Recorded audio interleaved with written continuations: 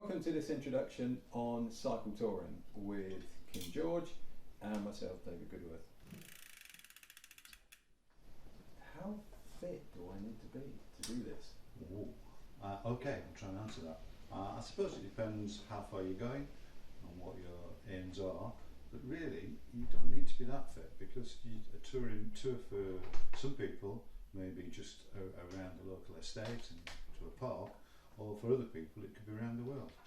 So fitness is a bit open-ended, but obviously the fitter you are, the easier and more enjoyable the tour becomes.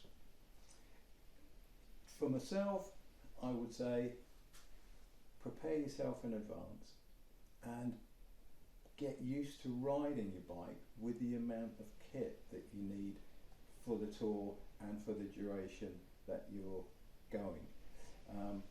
Being unprepared is going to create difficulties as you go along. So get yourself fit by preparing and thinking carefully about the distances that you need to do.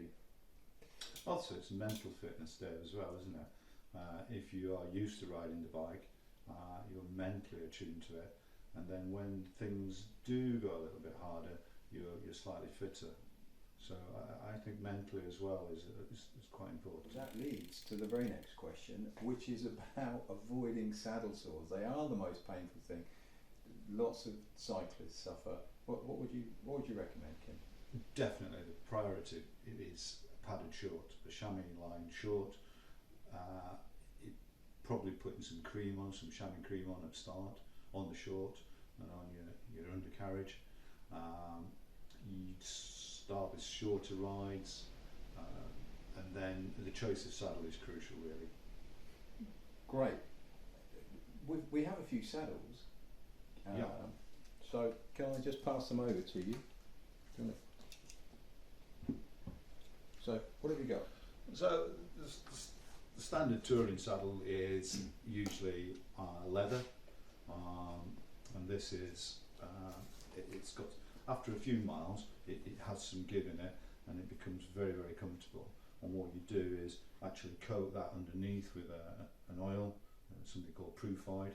The standard saddle, I suppose, throughout the world is the Brooks, and it's phenomenal, really. It's really, really comfortable. Brooks also now do a more modern saddle, which is called Cambrium, and again comes in different sizes because it depends on the sit bone difference, the distance between your sit bones. So if you've got a wide sit bone expanse, you want a wider saddle. Again, the Cambrian is better for all weather.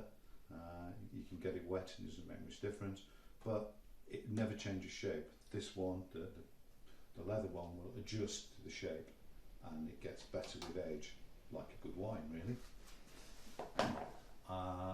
This is more of a flight type racing saddle, and it's great if you're up and down out of the saddle and doing short distances, but not really that comfortable for a long ride. And you can see that the width here is quite narrow, so not as comfortable. And then there are lady specific saddles, because of the different configuration of the pelvic area, and this one has got a lot of padding in there, quite a nice touring saddle. But again, you can get this model in a leather one, which would eventually start and give you some more comfort. Okay. Next question. Somebody's written in and said, how many gears do I need on a bike? You can only use one at a time, but it's not how many you've got, it's the spread, the ratio that you've got. So on this particular bike, which is a classic bike for day tours, a clubman type bike, we've got actually 10 sprockets on the back and 3 chainrings on the front. But it's the difference between how easy it is and how hard you have to pedal. But anything to do with the touring bike, you want to err on the lower gear so that it's making it easy. For example, if I put panniers on this, I want to be able to pedal uphill easily. So again, it's an open-ended question, Dave, but always go to a lower gear when you're touring. You don't need the high gears because you're not racing. Back to that question of what do I need to do to prepare myself, I think one of the key points of that is don't avoid the hills. When you're out training, when you're getting yourself fit, get used to going up hills and get used to carrying the weight that you need in order to complete your tour. If you're thinking about going on a tour, what skills and what knowledge do you think you need in order to be able to do that without too many problems? Well, there's mechanical skills, I think, that come into play straight away. I have to be able to repair a puncture. I have to be able to adjust my gears if necessary, and it's advisable to know how to adjust your brakes and sort of maintain your bike in general. But if you're out and a puncture happens, then that is very, very crucial. I think another skill that comes straight to mind is some navigational skills.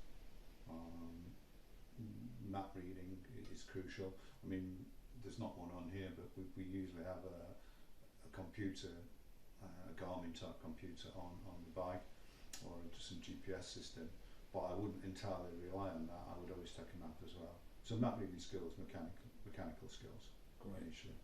But do have a handful of the basic skills, because things will happen. You will get that puncture at some point, and you need to know how to do that. And it's important you're practiced as well. You may have done repairing a puncture once, but we've had punctures in some really extreme places under extreme weather, and you need to know how to do how to use those skills in ideals which aren't in situations which aren't ideal. This one, have a bag on the front. This one's a nice, soft, easy, detachable bag. Lots of cycling touring bikes have a square bag on the front where you can keep your camera and your map and your phone, all those little items that you need throughout the day. Usually they're very quick release, so that you can take them off if you go to a cafe or a shop, and you can take that with all your important things with you. This bike has got a little bag on the top, snacks, bits and pieces, things that you need throughout the day. And what I tend to do with this central bag is to leave those items that I don't want to take with me all the time. Things like tools and spares and puncture repair kits and perhaps first aid. I can stay on the bike at night because I don't need those all of the time. On the back of the bike we've got two big panniers here. You can fill those up, but do think about the weight and how much you do actually need to take, because you can end up thinking, oh, I've got 40 litres or 50 litres of capacity, and you fill that to the top, and actually at the end of your tour you find that you've actually only used half the amount of stuff that you've taken with you. These are quite heavy and rubbery. Are they waterproof? So these are what's described in the industry as bomb-proof. So they're completely weatherproof. They're made out of this thick tarpaulin material, and you can trust when you've got all of your items in there that you can get to your campsite, you can get to your hotel, and all of your kit is still going to be dry and it's still going to be usable and safe. Yeah. On the top of the rack, got more space, got another waterproof bag, but here's a top tip. This is a cargo net with little bungees that clip on. That is one of the most incredibly useful things that I've personally discovered, because there are days when it's sunshine, it showers, you've got your top on, you've got your top off, and you don't want to keep putting things away. You can just pop them underneath the cargo net and they're there for when you need them. During the ride, that is an incredibly useful item to have. I have a very specific question about cycling shoes. Okay. Now, you mentioned earlier about the pedals being flat on one side and having a clip on the other. Can you just explain to me what that clip is and how that would work with cycling specific shoes? Okay, so the clip is a little bit like a ski binding. As you put your foot in, it locks the foot in, and that might sound dangerous or disastrous, but there is a quick release mechanism on that. The advantage is it gives you a better mechanical advantage when you're pedalling, and you get more energy for the energy you put in. You get more power out of it. Can I just borrow a shoe? Yeah. So there's one of your.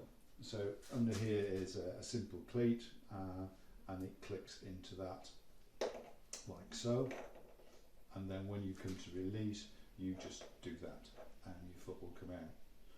If you haven't got those and you've just got flat normal training shoes, then you can just put them on there.